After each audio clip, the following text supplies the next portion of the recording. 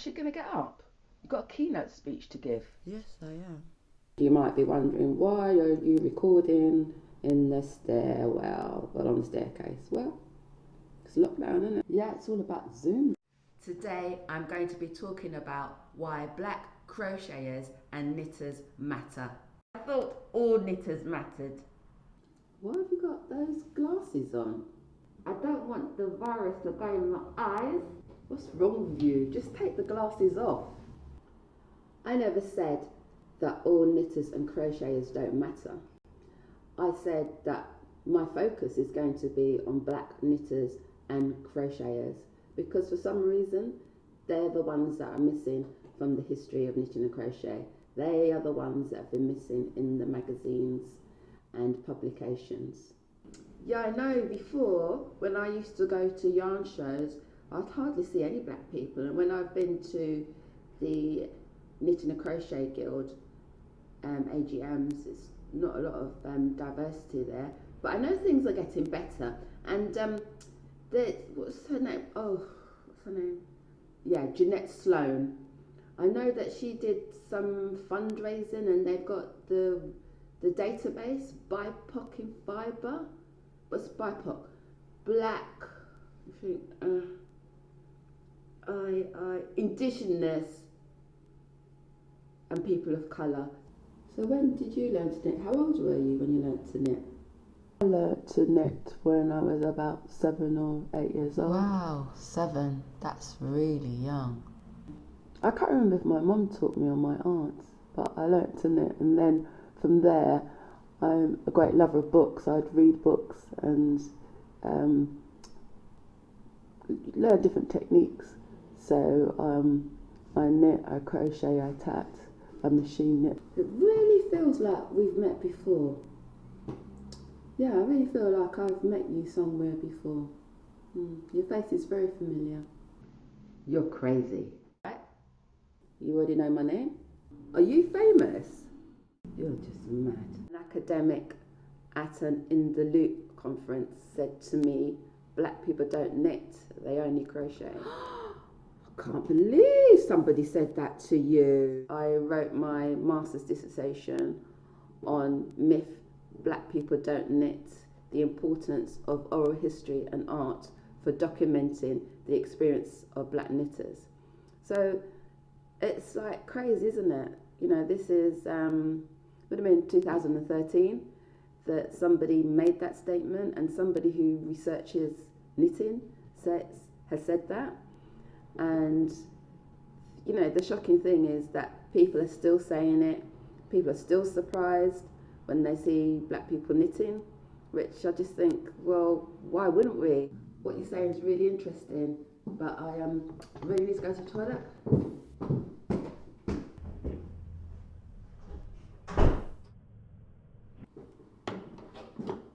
It is really important that the knitting and crochet done by black people is documented, is spoken about, that they are encouraged and made welcome within the guild and other places, and that we collect our history, because our history, knitting histories and crochet histories, haven't been written down. So we need to speak to our parents, relatives and friends and find out, how did they learn to knit?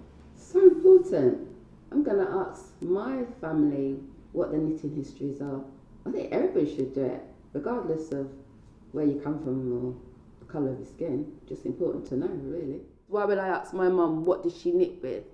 And the reason why I'm asking her is because I'm not making any assumptions. So my mum said we would knit with coconut bone. And I was like, what is that? What's coconut bone? So she said that it's, if you get a coconut leaf, it's the middle of the coconut leaf and it's hard, and they would take that and use that to knit with. And my mum said that sometimes it could be very soft, so they would take beeswax and harden this coconut bone and to make it into knitting needles. Now this seems like, yeah, that's interesting, but it's really important because it's not documented anywhere. My mum said that they would also use bicycle spokes, and I know that in the UK people use bicycle spokes to knit with. So there's this commonality you know, around the world that people are doing the same thing, but some things got documented and some things didn't. Who's writing the histories? And so when I was doing my research for my dissertation, I looked at all the different books about the history of knitting. And there's no mention of people knitting in the Caribbean, in Africa. The fact that the earliest examples of knitting have been found in Northern Africa are just overlooked. You know, it's like, that's one sentence. And then we get to Europe and it's chapters and chapters and chapters. Knitting in North Africa. I did not know that. The other thing that's really important to me is that we're shown as competent knitters. So I know in Sandy Black's book, which is, I suppose, the latest book about the history of knitting, there is a black guy in there. Good. But he's learning to knit. And so often the images that we see of black people knitting is, you know, they're doing garter stitch. They're just learning to knit. And it's not showing the complexity and the skills that we have as knitters. Shirley Payton, if you don't know her, please look her up. In terms of black knitters, I'd put her at #1 in the world. She's known for her lace knitting, but also very intricate clothes that fit very well. And these sort of portrayals of black knitters need to be seen more so that people don't make these comments. We have to look in different places to see what were black knitters doing. So I wrote a paper last year for Black History Month for in the Loop London. Or was it Loop London? Loop London, you know, the yarn shop. And I was looking at Andrea Levy's book, Small Island, and how there's many references in there to Hortense, the character, and other people in their knitting. And, you know, this documents Caribbean people knitting for the war effort, which I haven't read about in any books. And I thought, well, maybe, you know, I know that Andrea Levy was a really passionate knitter, so maybe she just put knitting in there because she loves knitting. But I did try to contact her, but she was ill, and sadly now she's now passed away. But I did speak to her husband, and he said that her mum, who Hortense, the fictional character Hortense was based on, was a great knitter. So we can see that, you know, this is factual. She's drawn on her own personal history. So these things are very important. A lot of you know are very passionate about machine knitting, which again is a craft in its own right. And, you know, I just get fed up of when people go, oh, you cheated, you know. And if anybody knows how technical machine knitting is, you know that they've never gone to a knitting machine. And people have this misconception that you press a button, and then it just comes out. And, you know, we're talking about domestic knitting machines, and that's not the case. Even if you're using a motor, there's a lot of skill involved. I run a knitting machine club in Hastings. I'm based in Hastings, a machine knitting club. And one of my ladies sent me an article, and she goes, oh, I think you'd be interested in this. And I looked at the article, and there was a black lady, and I was thinking, she sent it to me because it's a black lady. But it was really, really fascinating because it was about Janet Kay. Now, I don't know if any of you are into reggae music, but Janet Kay was and is a big reggae star, and she had a song, Silly Games. What are you doing? What are you doing? I have no time to play your silly game.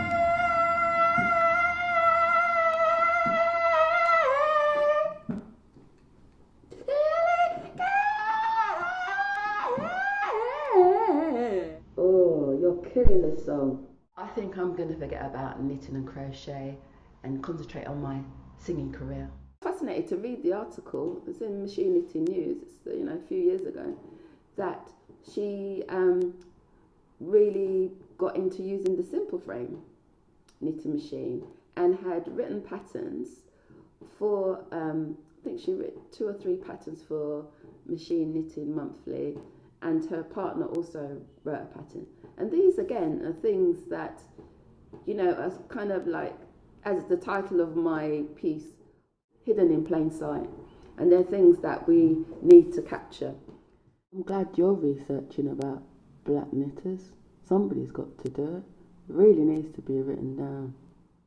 The good news is that more people are researching and writing about black knitters. So I want to give a big shout out to Rose Sinclair. It tells you that as the colour of the skin dictates whether or not you can knit.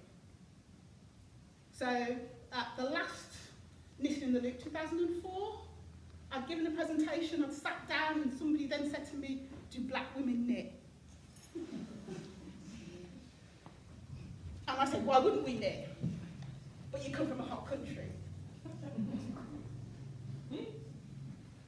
So what we have to do is understand where does cultural production come from? Where does that understanding of how we practice and make come from?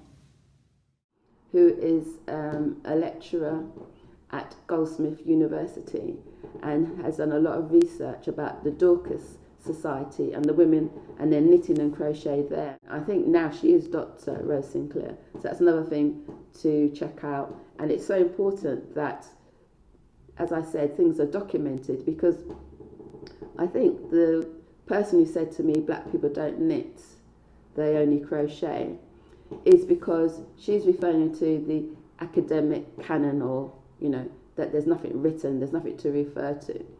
And just because there's nothing written doesn't mean that we don't. It's interesting that the person said to me, black people don't knit, they crochet.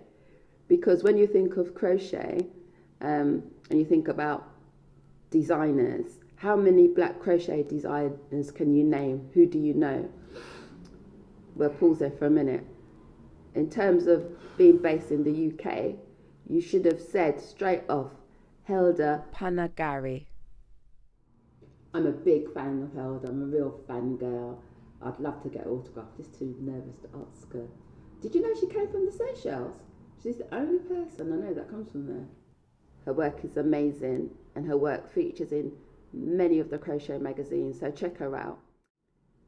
And I have these earrings on that were designed by Yasmin. She's a young lady, she's on Instagram. Yes, things have got better. I remember the Pom Pom magazine, issue 26. It's a really seminal cover. It has an older black woman on the cover, because we say that representation matters, but also there's been a lot of colorism. So you never really, if you saw a black person in a knitting publication, it's usually very light-skinned people. Do you think you could get me a copy of that Pom Pom magazine? Sure I can.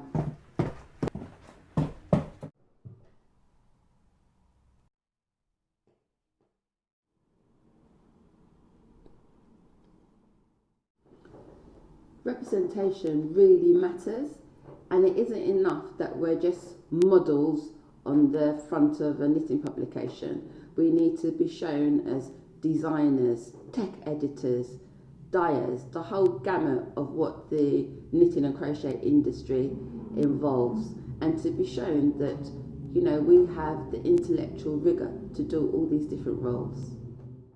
Really? During lockdown, I've been doing quite a lot of crochet. I wanted to learn how to do hairpin lace. Oh, I love it. Yeah, this is so me.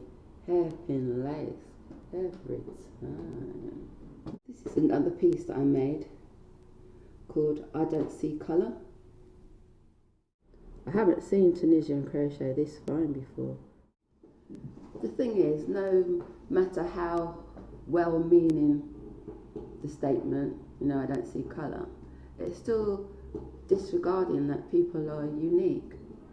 So I know sometimes people, they just don't know, but for me, it's like, you don't see me.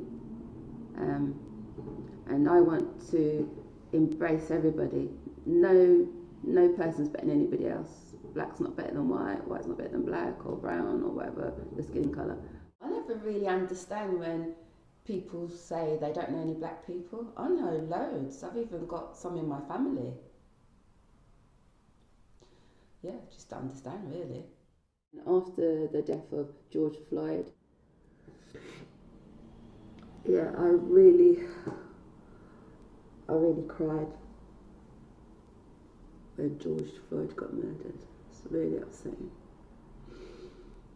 Really hard time for black people, for people. I've made some work that deals with systemic racism using crochet, and then I made a knitted $20 bill featuring Harriet Tubman and honouring George Floyd. $20 note is massive. Yes, things are a lot better than they have been, and I was really impressed with the Knitting and Crochet Guild. Really want to embrace change. Some of it is that they didn't know exactly what to do, and that's why I've become a patron, so that I can do whatever I can do to help. I really love the new leaflet that they had with the different hands. I hope you've seen it. So what you're saying is that representation really matters, and that everybody, so to speak, should be included around the table. More importantly, everybody should be given food, so everybody's valued, because you can be invited to the table and not given anything to eat. Do you get me? And something that's really that I'd like to do within the Knitting and Crochet Guild is they have a collection where they have different examples of knitting and crochet and needles and different things like that. But I'd like to have, I don't know if I'd call it a Windrush collection, but a collection of knitting and crochet done by black people who are based in England.